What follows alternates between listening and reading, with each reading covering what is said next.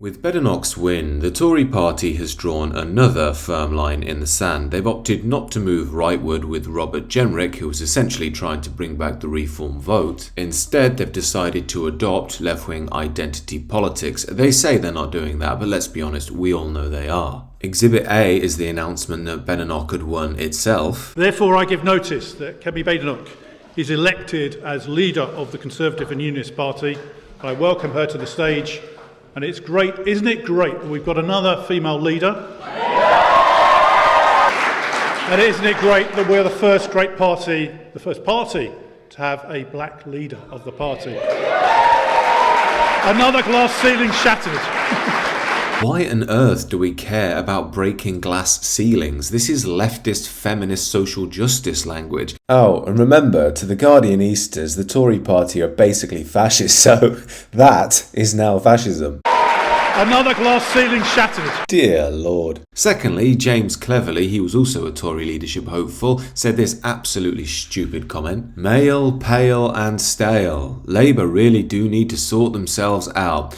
This, again, is left-wing language. Believing that it's wrong to have a white male leader of a political party is not a right-wing value, nor a traditional conservative position. Exhibit C is the response of the Tory party, which is perfectly well summed up by Kemi Badenoch's husband. Just look at him. He's absolutely ecstatic, so is the lady behind him, while Kemi herself looked pretty freaked out. We also know the Tories are a leftist party because the Labour Party and the Lib Dems are also absolutely delighted Kemi Badenoch's been elected as the leader of the Tories. But the real question is, where is all this going to lead in the long term? Personally, I think Jenrick had a good shot at winning the next election. He could have taken a lot of voters back from reform. But given the Tory party have committed to playing identity politics and are trying to out-woke the Labour Party, it's likely that the right-wing vote is going to be heavily split again. And yes, that could mean we might have a second term of Starmer, or even worse still, some unholy alliance between the Lib Dems, the Labour Party and the Green Party. What we're seeing here developing isn't so much the development of parties that can actually win elections. They're political leaders that will satisfy the political, cultural and economic elite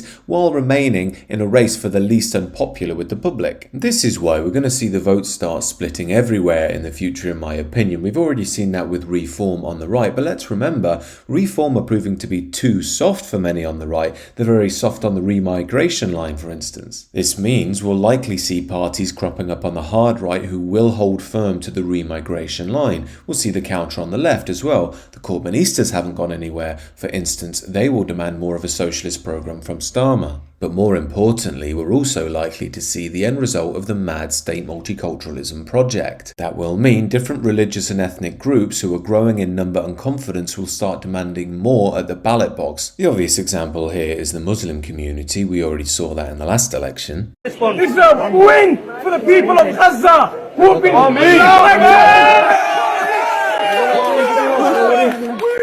not be silent! Yes, we know that. Muslims tend to be known for a few things, but silence isn't one of them. We also saw the creation of the Muslim Vote organisation in the last election. They were trying to consolidate the Muslim vote for Muslim concerns. The natural follow-on from that is, why are we just consolidating our vote? Why don't we have our own Muslim party of the UK? And then because of historic grievances, the Hindus get wound up and they create the Hindu Party of the UK, and then you get the Sikh Party of the UK, and then maybe even the Black Party of the UK. And then in time, certain geographical areas become highly politicised. At the moment, we already have enclaves of different ethnicities and religions. We just try to pretend it's not happening and call it multiculturalism. Now this, of course, is a process of balkanisation I've been warning of on this channel for a long time, and it may seem alien to many of you, but remember, I grew up in Leicester where that process started happening decades ago. As much as they tried to make out Leicester as some multicultural utopia, and to be fair, I didn't see that much violence growing up, it was always clear that certain areas were predominantly stocked by certain groups. You had an area called Oadby near where I grew up that was predominantly stocked by Indian Hindus with a few Sikhs. Next to that was Eddington, that's a heavily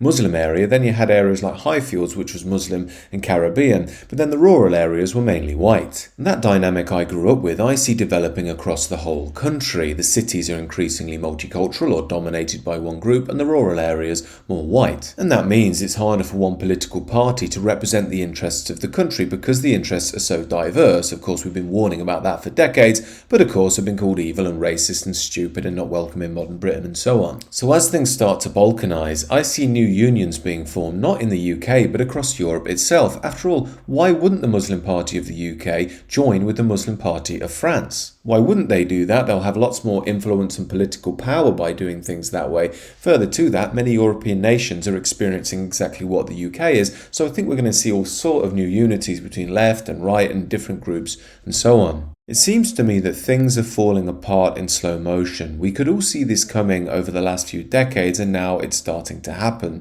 However, I do think that this won't necessarily be a bad thing. It might be the rebirth of something new. It might be the rebirth of something we need. These are just my thoughts, however, do let me know what you think down below, and do consider subscribing to the channel.